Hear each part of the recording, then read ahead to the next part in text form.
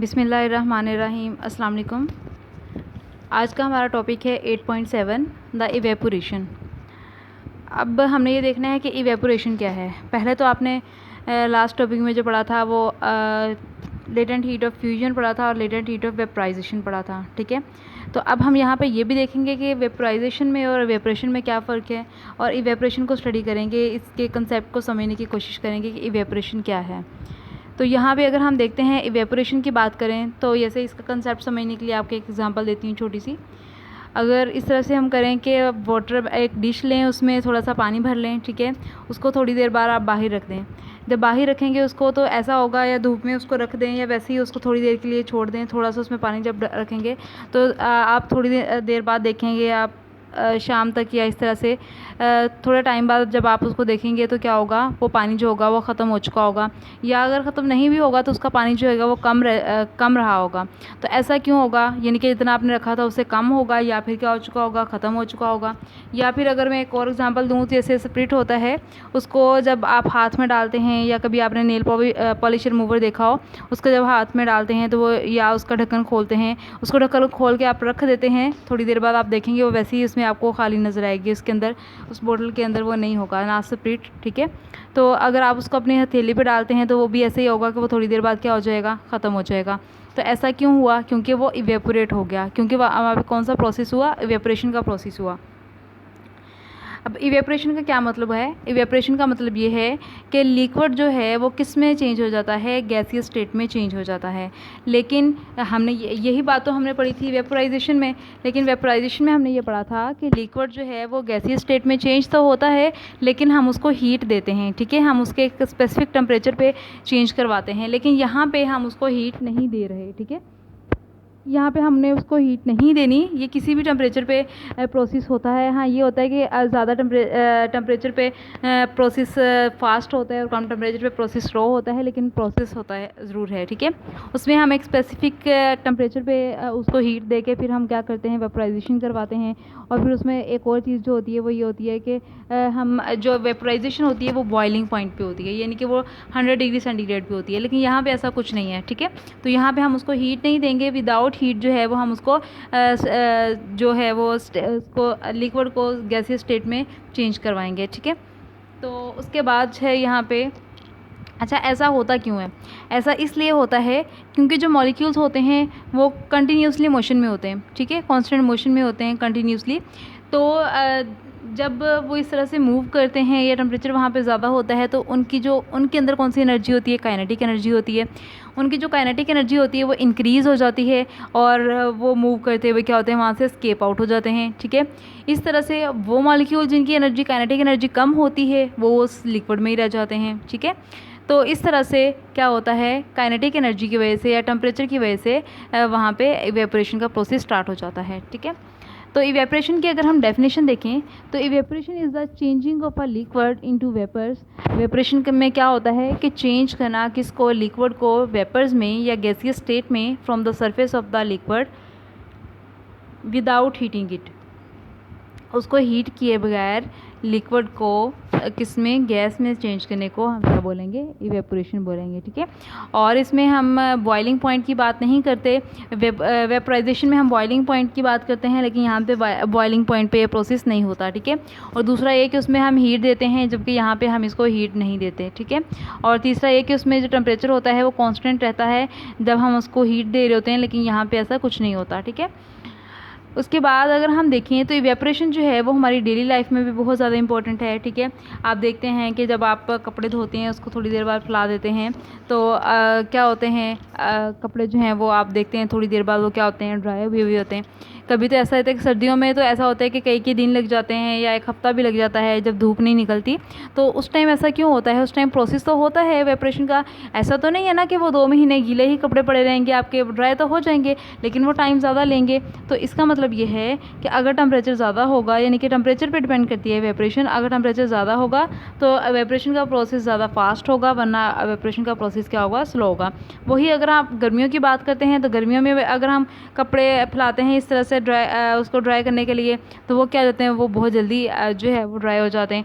तो क्यों ऐसा हुआ? क्योंकि गर्मियों में टेम्परेचर क्या होता है, ज़्यादा होता है सर्दियों की निस्बत, ठीक है, और वहाँ पे इवेपोरेशन का प्रोसेस फास्ट होता है, ठीक है। जब टेम्परेचर ज़्यादा होता है तो मॉलिक्यूल्स की जो काइनेटिक एनर्जी होती है वो ज़्यादा होती है, और काइनेटिक एनर्जी ज़्यादा होती है, इसलिए वो अपने सिस्टम से या अपनी सरफेस से या लिक्विड से वो क्या कर जाते हैं, एस्केप आउट कर जाते हैं मॉलिक्यूल्स, ठीक है, और वहाँ पे वाइब्रेशन होती है।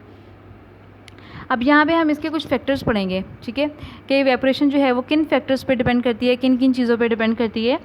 तो इसमें हमारे पास एक तो है ये 4, पहले तो आपको फैक्टर्स के नाम आने चाहिए।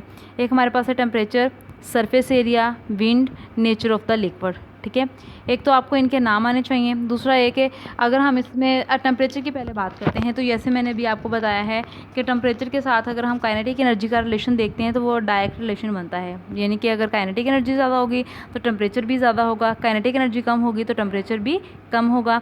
तो अगर काइनेटिक एनर्जी ज़्यादा होगी तो वहाँ पर इवेपोरेशन भी ज़्यादा होगी, ठीक है। तो इसका मतलब ये है कि अगर टेम्परेचर ज़्यादा होगा तो इवेपोरेशन भी ज़्यादा होगी, टेम्परेचर कम होगा तो इवेपोरेशन भी कम होगी, ठीक है। अगर टेम्परेचर और इवेपोरेशन को देखें तो दोनों का डायरेक्ट रिलेशन है कि अगर टेम्परेचर ज़्यादा तो इवेपोरेशन भी ज़्यादा, टेम्परेचर कम तो इवेपोरेशन भी कम होता है, ठीक है। तो ऐसा why wet clothes dry up more quickly in summer than in winter, तो वही क्वेश्चन है कि आप बताएंगे कि जो समर में क्लॉथ्स हैं वो जल्दी ड्राई हो जाते हैं एज़ कम्पेयर टू विंटर। तो ऐसा क्यों होता है? क्योंकि at a high temperature more molecules of a liquid are moving with high velocities, क्योंकि जब ज़्यादा टेम्परेचर होता है तो मॉलिक्यूल्स जो होते हैं उनकी वेलोसिटीज़ ज़्यादा होती हैं। ज़ाहिर सी बात है जब उसकी काइनेटिक एनर्जी ज़्यादा होगी तो उसकी वेलोसिटीज़ भी ज़्यादा होंगी, ठीक है। Thus more molecules escape from its surface, तो ज़्यादा सारे मॉलिक्यूल जो होते हैं वो अपनी सरफेस से एस्केप आउट कर जाते हैं। Thus evaporation is faster at high temperature then at low temperature. तो इसका मतलब ये है कि इवेपोरेशन जो है वो हाई जो है वो ज़्यादा जल्दी जो है वो इवेपोरेट होते हैं as compare to low temperature पे, ठीक है। तो अब यहाँ पे जब आपको एक क्वेश्चन आएगा, एक क्वेश्चन है तो इंपॉर्टेंट लॉन्ग के लिए भी, शॉर्ट के लिए भी, जब आप इसको लिखेंगे तो आप इसमें इसका आंसर क्वेश्चन नहीं लिखेंगे, ठीक है। जब आप टेम्परेचर के बाद ये लिखेंगे तो आप इसका क्वेश्चन नहीं लिखेंगे, यानी कि जैसे इन्होंने क्वेश्चन बना के लिख दिया है, आप आंसर में क्वेश्चन नहीं लिखेंगे, आप जस्ट इसका आंसर ही लिखेंगे, ठीक है। ये क्वेश्चन आप इसमें राइट नहीं करेंगे। उसके बाद है इसी तरह से इसमें भी क्वेश्चन उन्होंने पूछा हुआ है, लेकिन आपने क्वेश्चन राइट नहीं करना, आप इसको थोड़ा अपनी वर्डिंग में कन्वर्ट करके कर सकते हैं, थोड़ा सा बड़ा इसको कर सकते हैं, ज़्यादा एक्सप्लेन कर सकते हैं, लेकिन ये कि आपने ये क्वेश्चन इसमें राइट नहीं करने, ठीक है। अच्छा, नेक्स्ट हमारे पास है सरफेस एरिया। अब अगर आप इस तरह से करें कि उतना ही पानी, आप थोड़ा सा बिल्कुल पानी ले वो एक डिश में रख दें, और दूसरा जो है वो पानी आप एक गिलास में या कप में उतना ही पानी लेके रख दें। अब कौन सा पानी जो है वो जल्दी इवेपोरेट होगा? ज़ाहिर सी बात है डिश वाला इवेपोरेट होगा। ऐसा क्यों हुआ? क्योंकि डिश का जो सरफेस एरिया था वो ज़्यादा था और ग्लास का या कप का सरफेस एरिया क्या था? कम था। इसका मतलब ये हुआ कि अगर सरफेस एरिया ज़्यादा होगा तो इवेपोरेशन भी ज़्यादा होगी, और अगर सरफेस एरिया कम होगा तो इवेपोरेशन भी कम होगी। तो इसी तरह से अगर हम एरिया के साथ इवेपोरेशन का वो देखते हैं तो ये हमारे पास कौन सा रिलेशन बनता है? डायरेक्ट रिलेशन बनता है कि एरिया ज़्यादा इवेपोरेशन भी ज़्यादा, एरिया कम तो इवेपोरेशन भी कम, ठीक है। अच्छा, उसके बाद अगर हम देखते हैं तो larger is the surface area of a liquid, greater number of molecules has the chance to escape from its surface. तो वो कह रहे हैं कि जितना ज़्यादा एरिया लार्जर होगा उतने ही ज़्यादा मॉलिक्यूल जो होंगे वो वहाँ से क्या करेंगे? एस्केप आउट करेंगे लिक्विड की सरफेस से, ठीक है। अच्छा, नेक्स्ट हमारे पास है विंड। अब विंड के साथ कौन सा रिलेशन बनता है इवेपोरेशन का? तो ये भी हमारे पास जो है वो, अगर हवा जो है वो ज़्यादा होती है तो इवेपोरेशन भी ज़्यादा होती है, हवा कम होगी तो इवेपोरेशन भी कम होगी। कभी आप देखते हैं सर्दियों में धूप नहीं निकली होती लेकिन बहुत तेज़ हवा चल रही होती है तो तभी कपड़े बहुत जल्दी ड्राई हो जाते हैं। इस तरह से गर्मियों में भी कभी ऐसा होता है कि आप बहुत ज़्यादा हवा चल रही होती है, आप कपड़े धूप में फैलाते हैं या वैसे ही आप फैला दें कपड़े बाहर, तो वो भी क्या हो जाते हैं? बहुत जल्दी ड्राई होते हैं, ठीक है। तो इसका मतलब ये होगा कि अगर हवा ज़्यादा होगी तो वहाँ पर इवेपोरेशन भी ज़्यादा होगी, हवा कम होगी तो इवेपोरेशन भी कम होगी, ठीक है।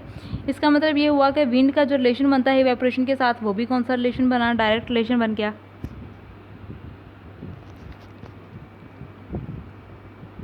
Wind blowing over the surface of a liquid sweeps away the liquid molecules that they have just escaped out. This increases the chance for more liquid molecules to escape out. यानी कि wind की वजह से भी क्या होता है? Liquid के जो मॉलिक्यूल्स होते हैं वो escape out कर जाते हैं, ठीक है, और उनके जो इवेपोरेशन होता है उस इवेपोरेशन का प्रोसेस जो है वो ज़्यादा फास्ट हो जाता है। इस तरह से अगर हम बात करते हैं, चौथा फैक्टर हमारे पास जो है वो नेचर ऑफ द लिक्विड है। नेचर ऑफ़ द लिक्विड की अगर हम बात करते हैं तो जैसे मैंने अभी आपको बताया कि आप स्पिरिट लेते हैं, ये नेल पॉलिश रिमूवर ले लें तो वो तो बहुत जल्दी जो है वो इवेपोरेट हो जाएगा। लेकिन वाटर अगर आप ऐसे हाथ में लेके थोड़ी देर बैठे रहोगे तो वो तो इवेपोरेट नहीं होगा इतनी जल्दी। जबकि इवेपोरेशन तो वाटर में भी होती है, लेकिन उसमें क्या होती है, स्लो होती है। इसका मतलब ये है कि इवेपोरेशन जो है वो नेचर ऑफ लिक्विड पे भी डिपेंड करती है कि लिक्विड किस तरह का है और उसमें इवेपोरेशन किस तरह से होगी, ठीक है। तो यहाँ पे अगर तो इवेपोरेशन जो है वो हर लिक्विड की नेचर जो है वो डिफरेंट है, और हर फिर लिक्विड की जो इवेपोरेशन का प्रोसेस होगा वो उसकी नेचर के अकॉर्डिंग होगा। किसी का बहुत ज़्यादा तेज़ होगा और किसी का क्या होगा, कम होगा, ठीक है। तो इस तरह से ये हमने फैक्टर्स पढ़े हैं इवेपोरेशन के। तो नेक्स्ट हमने जो पढ़ना है वो है थर्मल एक्सपेंशन। 8.8 टॉपिक है हमारा। तो ये आपने सुना होगा कि कुछ सब्सटेंसेस ऐसे हैं, जब बल्कि पीछे मैंने आपको बताया था कि सॉलिड्स या लिक्विड्स या गैसेस जो हैं वो हीट करने पे फैलती हैं, ठीक है, एक्सपेंड होती हैं। जैसे कि आपने इसी चैप्टर के स्टार्ट में भी पढ़ा था कि ये लिक्विड्स या गैसेस जो हैं वो एक्सपेंड, या सॉलिड जो हैं वो एक्सपेंड होने पे क्या करते हैं, हीट करने पे एक्सपेंड होते हैं, और फिर वो जब उनको कूल किया जाता है तो वो क्या हो जाते हैं, कॉन्ट्रैक्ट हो जाते हैं, यानी कि सिकुड़ जाते हैं, ठीक है। इसका मतलब ये है कि there thermal expansions and contractions are usually small and are not noticeable. लेकिन ये जो एक्सपेंशंस है या कंस्ट्रक्शंस होती है, कंट्रक्शंस है इसकी, ये बहुत ज़्यादा स्मॉल होती है, इसको हम ऐसे नोटिस नहीं कर सकते। मतलब ऐसा नहीं है कि एक चीज़ जो है वो बहुत छोटी सी थी, जब उसको हीट किया तो बहुत बड़ी सारी हो गई, ऐसा नहीं होता। या उसको कंट्रैक्ट होने पे बहुत ज़्यादा छोटी हो गई, ऐसा भी नहीं होता, ठीक है। However these expansions and constructions are important, contractions are important in our daily life. हालांकि जो एक्सपेंशंस हैं और कंट्रैक्शंस हैं ये बहुत ज़्यादा इंपॉर्टेंट है हमारी डेली लाइफ में। इसमें होता क्या है, the kinetic energy of the molecules of an object depend on its temperature. तो वही बात हो रही है कि काइनेटिक एनर्जी जो है वो किसके ऊपर डिपेंड करती है, टेम्परेचर के ऊपर डिपेंड करती है। और जब टेम्परेचर ज़्यादा हो जाएगा तो उसमें वो भी क्या हो जाएगी, काइनेटिक एनर्जी ज़्यादा हो जाएगी, जिसकी वजह से उसके जो मॉलिक्यूल्स होते हैं उनकी वाइब्रेशन भी ज़्यादा हो जाएगी और उसका एम्पलीट्यूड भी क्या हो जाएगा, ज़्यादा हो जाएगा, ठीक है। और as at high temperature then at low temperature, तो लो टेम्परेचर पे वाइब्रेशन स्लो होगी क्योंकि उसमें काइनेटिक एनर्जी कम होगी, वाइब्रेशन भी स्लो होगी, ठीक है, और उसका एम्पलीट्यूड भी क्या हो जाएगा, कम होगा, ठीक है। इसलिए हम कहते हैं कि जब हम सॉलिड्स को, लिक्विड को या गैसेस को हीट करते हैं तो उनकी वाइब्रेशन ज़्यादा हो जाती है, उनका एम्पलीट्यूड बढ़ जाता है, इसलिए वो ऑब्जेक्ट क्या कर जाते हैं, वो एक्सपेंड हो जाते हैं, ठीक है। अब यहाँ पे जो हमारे पास एक्सपेंशन है वो दो तरह की एक्सपेंशन हम पढ़ेंगे। एक हमारे पास है linear thermal expansion in solids, ठीक है, और दूसरी है वॉल्यूम थर्मल एक्सपेंशन। अब यहाँ पे सबसे पहले हम बात करते हैं linear thermal expansion. Linear thermal expansion का क्या मतलब है, इसका मतलब है कि लेंथ में चेंज आना, ठीक है। तो यहाँ पे हम देखेंगे कि जब हम एक बॉडी को टेम्परेचर प्रोवाइड करते हैं, उसको टेम्परेचर ज़्यादा देते हैं तो उसके अंदर चेंज आएगा, वो बॉडी एक्सपेंड होगी, लेकिन किस तरह से उसकी लेंथ जो है उसमें एक्सपेंशन होगी। तो ऐसी एक्सपेंशन को हम क्या बोलते हैं, लीनियर थर्मल एक्सपेंशन बोलते हैं। तो हम यहाँ पे कंसीडर कर लेते हैं कि it has been observed at solid that solids expand on heating and their expansion is nearly uniform over a wide range of temperature. Consider a metal rod. अब यहाँ पे हमने कंसीडर कर लिया एक मेटल रॉड है जिसकी लेंथ है एल नोट। एल नोट का मतलब है ओरिजिनल लेंथ, ठीक है। At a certain temperature T note. T note original temperature, यानी जब हमारे पास ओरिजिनल लेंथ थी तो उस टाइम जो टेम्परेचर था वो हमारे पास क्या हो गया, टी नोट हो गया। फिर हमने क्या करना है, फिर हमने लेंथ टेम्परेचर को चेंज करना है। जब टेम्परेचर चेंज हो गया, टी हो गया, टेम्परेचर ज़्यादा हो गया, तो एल लेंथ भी क्या हो गई, एल हो गई, ठीक है। पहले एल नोट थी, बाद में क्या हो गई, एल हो गई, यानी कि पहले कम थी ओरिजिनल, बाद में क्या हो गई, एक्सपेंड हो गई, ज़्यादा हो गई। तो अब हमने ये देखना है कि increase in length of the road किस तरह से हम उसको लिखेंगे। हम लिखेंगे डेल एल, जो कि उसमें चेंज आया लेंथ में, एल माइनस एल नोट, जो कि किसके इक्वल हो गया, एल माइनस एल नोट, यानी कि एल हमारे पास, एल में से एल नोट को माइनस किया क्योंकि एल हमारे पास ग्रेटर वैल्यू होगी, एक्सपेंशन है यहाँ पे, और एल नोट क्या है, ओरिजिनल है, तो ये क्या होगी, कम होगी, ठीक है। तो हमने ज़्यादा में से कम को क्या कर दिया, माइनस कर दिया।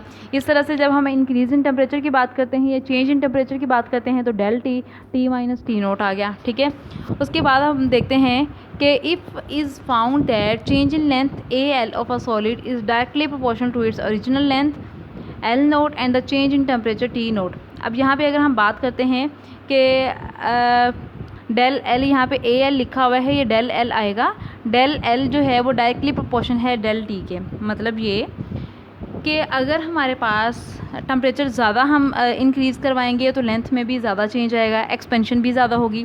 अगर टेम्परेचर में कम चेंज आता है, टेम्परेचर में इंक्रीज़ कम होता है तो लेंथ में चेंज भी कम होगा। मतलब ये कि अगर टेम्परेचर ज़्यादा देंगे तो लेंथ में चेंज भी ज़्यादा आएगा, टेम्परेचर कम होगा तो लेंथ में चेंज भी कम आएगा। ठीक है, तो इसका मतलब ये हुआ कि टेम्परेचर और लेंथ का जो रिलेशन है वो कौन सा रिलेशन बन गया, डायरेक्ट रिलेशन बन गया। ठीक है, अब यहाँ पे बात हो रही है एल नोट की, कि एल नोट जो है ये भी डायरेक्टली प्रोपोर्शनल है डेल एल के। एल नोट मतलब ओरिजिनल लेंथ, अगर ओरिजिनल लेंथ पहले ज़्यादा थी तो उसमें जो लेंथ में चेंज आएगा वो भी ज़्यादा आएगा, अगर ओरिजिनल लेंथ कम है तो लेंथ में चेंज भी कम आएगा। इस तरह से एल नोट और डेल एल जो है ये भी क्या हो गए, डायरेक्टली प्रोपोर्शनल हो गए। अब आपको पता है कि हम इस प्रोपोर्शनलिटी के साइन को जब हटाते हैं तो क्या लगाते हैं, इज इक्वल टू लगाते हैं, और साथ में हमने क्या लगा दिया, कांस्टेंट। यहाँ पे जो हमने कांस्टेंट यूज़ किया है वो यूज़ किया है alpha L naught del T. ठीक है, हमने इसको इक्वेशन का नाम दे दिया। उसके बाद अब डेल एल हमारे पास किसके इक्वल है, एल माइनस एल नोट के। अब A is equal to alpha L naught del T आ गया। अब ये एल नोट जो है वो इधर माइनस हो रहा है, दूसरी साइड पे आके क्या हो जाएगा, प्लस हो जाएगा, L naught plus alpha L naught del T. अब यहाँ पे हमारे पास कॉमन क्या आ रहा है, एल नोट तो हमने कॉमन ले लिया एल नोट, बाकी हमारे पास क्या बच गया, 1 प्लस अल्फ़ा डेल टी। ये हमारे पास इसका रिलेशन आ गया। ठीक है, अब हमारे पास यहाँ पे अल्फ़ा क्या है, alpha is called the coefficient of linear thermal expansion of the substance. इसको हम क्या बोलते हैं, coefficient linear thermal expansion of the substance. अब इसकी अगर हम अल्फ़ा की वैल्यू निकालना चाहेंगे तो कैसे निकालेंगे, इस इक्वेशन में से निकालेंगे। एल नोट डेल टी जो है ये मल्टीप्लाई हो रहे हैं, इधर आके क्या हो जाएंगे, डिवाइड हो जाएंगे, अल्फ़ा की वैल्यू ये आ जाएगी। अब ये अल्फ़ा की डेफिनेशन आ जाएगी यहाँ पे, we can define the coefficient of linear expansion alpha of the substance as the fractional increase in its length per kelvin rise in temperature. यानी कि जो उसकी चेंज आता है लेंथ में वो किस तरह से आता है,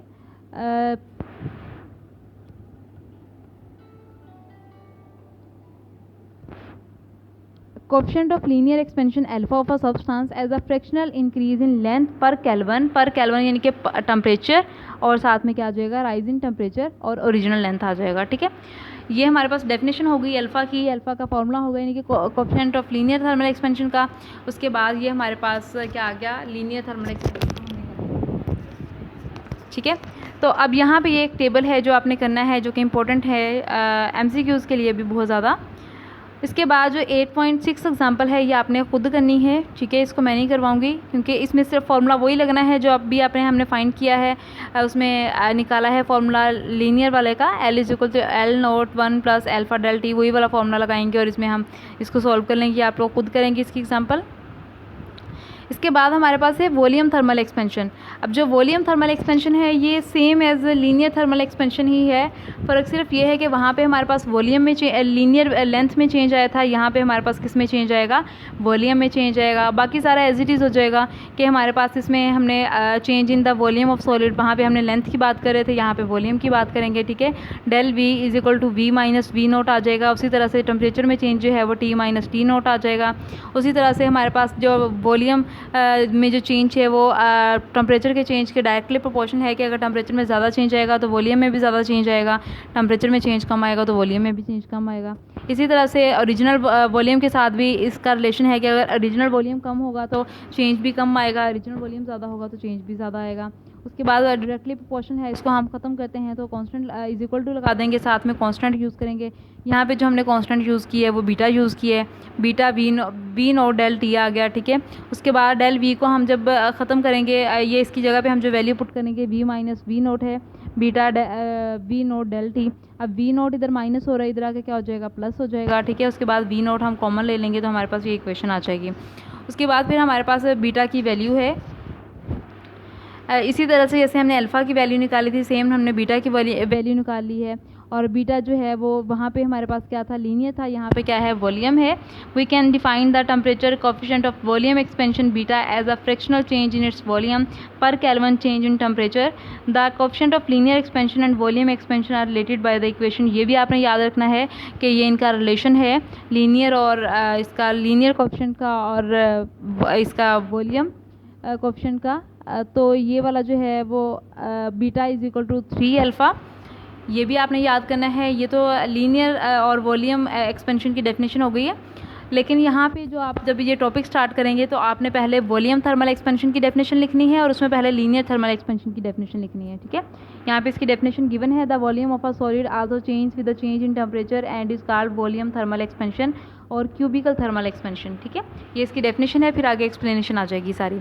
तो ये वाला और लीनियर वाला दोनों टॉपिक बिल्कुल सेम है, सिर्फ यहाँ पे हम वॉल्यूम की बात करते हैं, वहाँ पे हम लेंथ की बात करते हैं, बाकी सारा एज इट इज़ है, ठीक है। और दूसरा आपका टेबल ये है, ज़रूरी नहीं है कि आप दोनों टेबल एक साथ याद करें, आप पहले एक टेबल को अच्छे तरीके से याद कर लें, दूसरी फिर नेक्स्ट जो है वो आप दूसरे टेबल को अच्छे तरीके से याद कर लीजिएगा, ठीक है। तो यहाँ तक हमारा आज का जो लेसन था वो कंप्लीट हुआ। उम्मीद है कि आप लोगों को समझ आ चुकी होगी, आप लोगों ने अंडरस्टैंड कर लिया होगा इसको। अब इसमें आप लोग इसको अच्छे तरीके से करने की कोशिश करेंगे और ये लॉन्ग के लिए भी बहुत इंपॉर्टेंट हैं, दोनों ही क्वेश्चंस जो हैं, तो इसको आप लॉन्ग के लिए भी कीजिएगा और शॉर्ट के लिए भी कीजिएगा। अल्लाह हाफिज़।